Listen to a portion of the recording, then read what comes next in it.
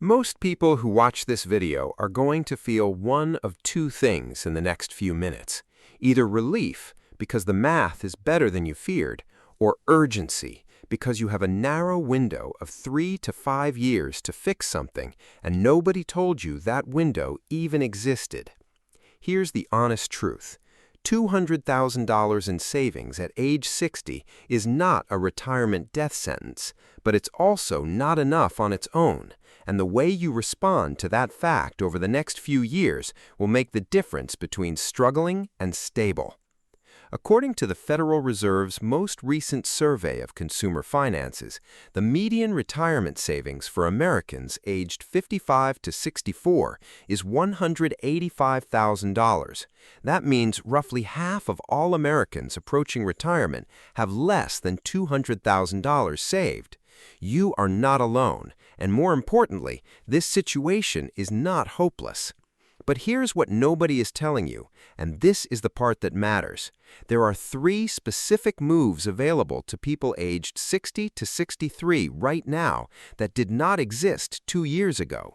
Moves that can add tens of thousands of dollars to your retirement account before age 65 and potentially reshape when you can retire. Today, I'm going to walk you through exactly what those moves are, why they're time-sensitive, and how to build a retirement plan that actually works, starting from $200,000.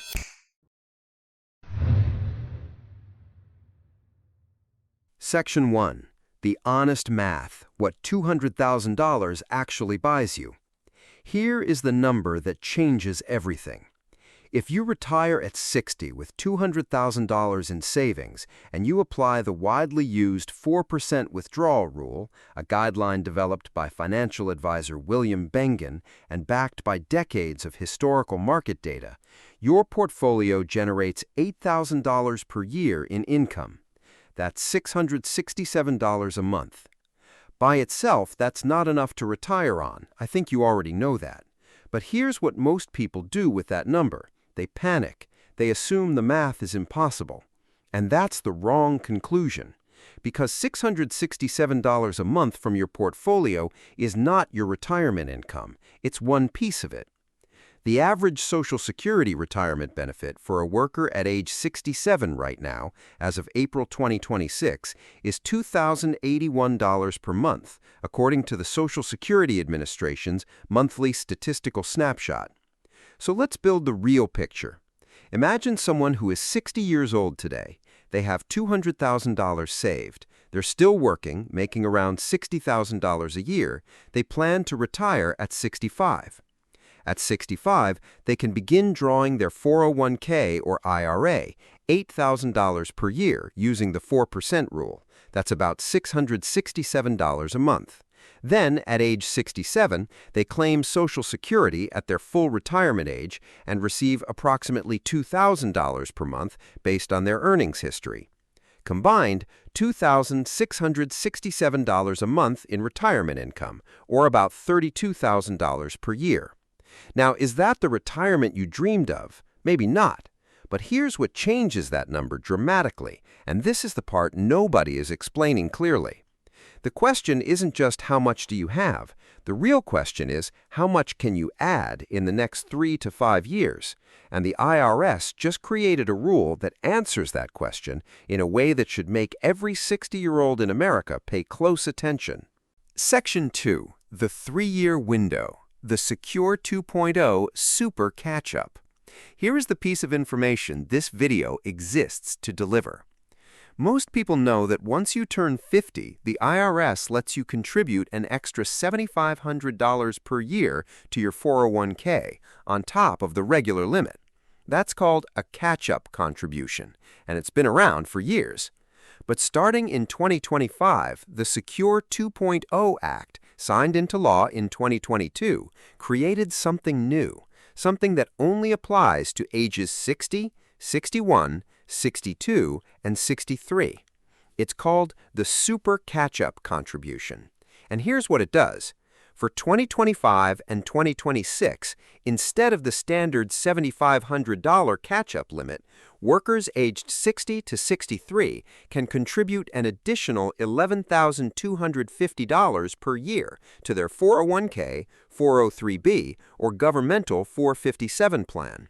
That is confirmed by the IRS in their 2026 guidance, Notice 2025-67. So let's do the math on what that means for someone at 60 with $200,000. The standard 2026 401k contribution limit is $24,500.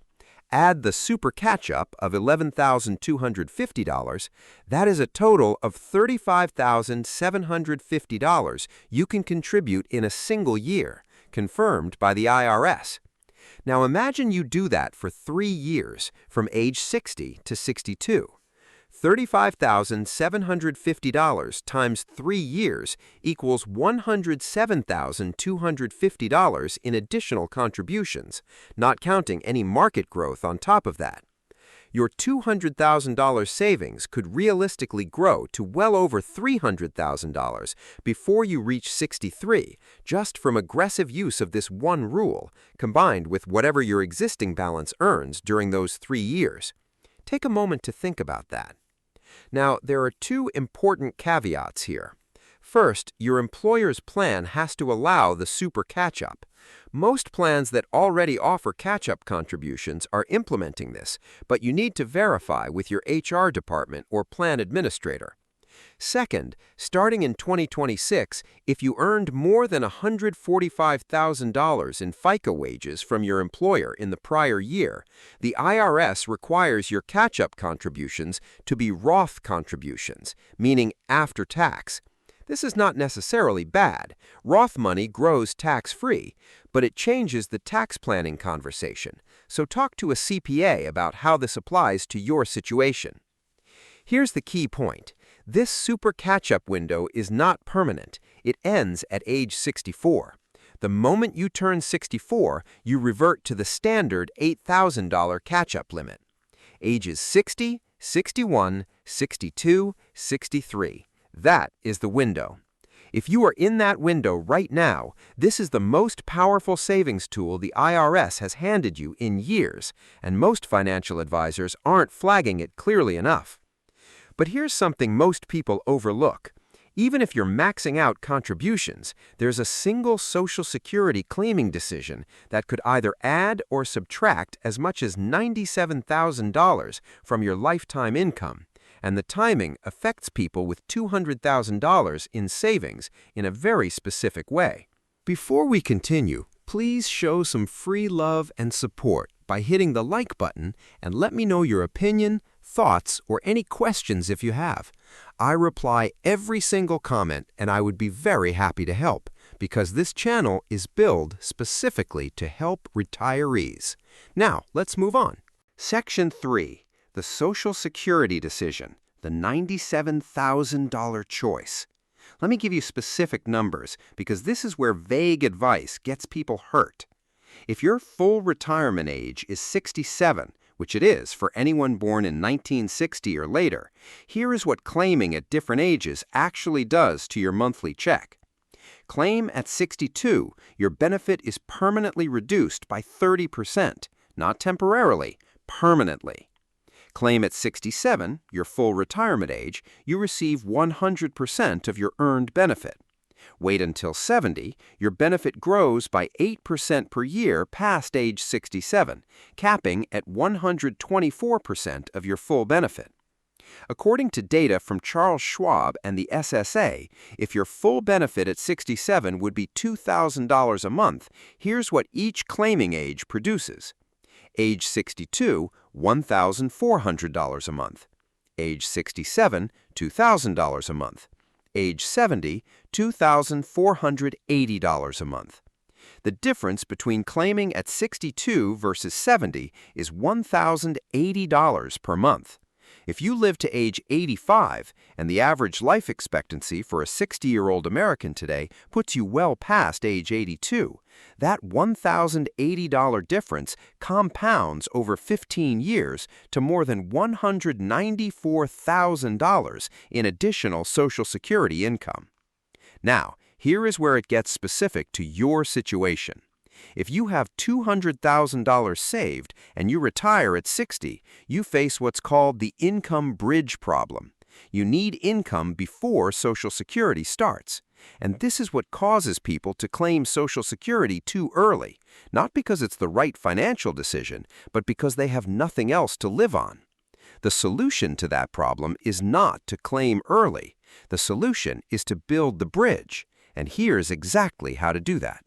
Section 4. The Income Bridge, covering the gap without touching Social Security early. Here's the strategy that changes the math for someone with $200,000 at age 60.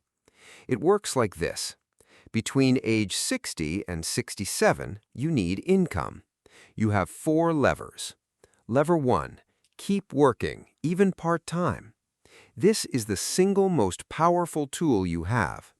Every year you work, you are doing 3 things simultaneously: adding to savings, not withdrawing from savings, and increasing your Social Security benefit through continued earnings history.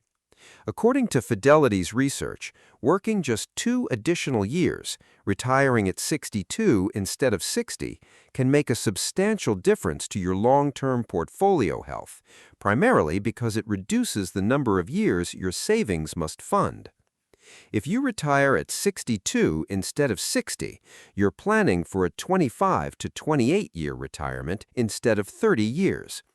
Fidelity's analysis shows that at a 30-year horizon, a 4.4% withdrawal rate has worked 90% of the time historically. At 25 years, that number rises to 5%.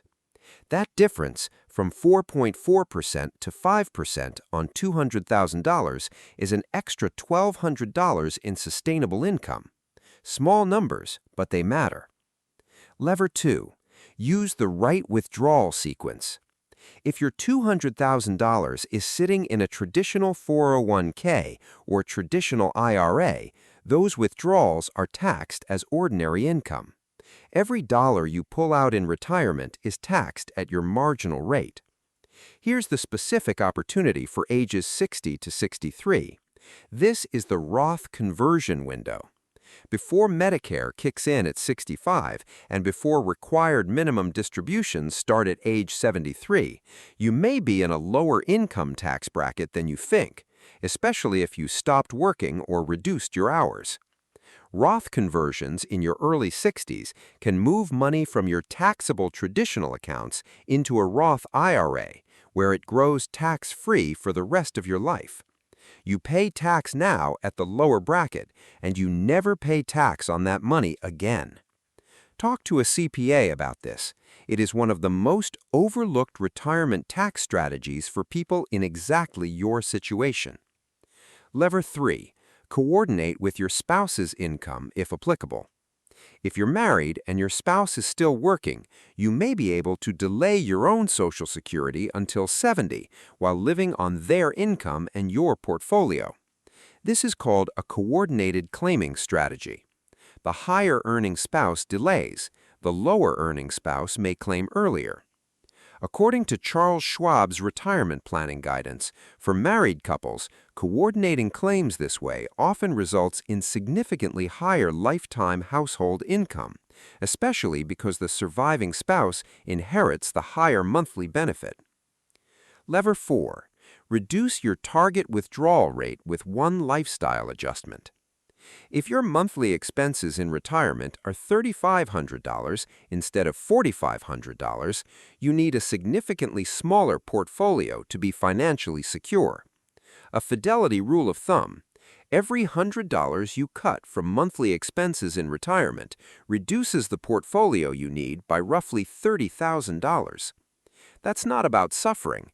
It's about recognizing that retirement spending is flexible, and small adjustments early in retirement compound into large differences 20 years in. Now, I don't want you to walk away from this video and do nothing.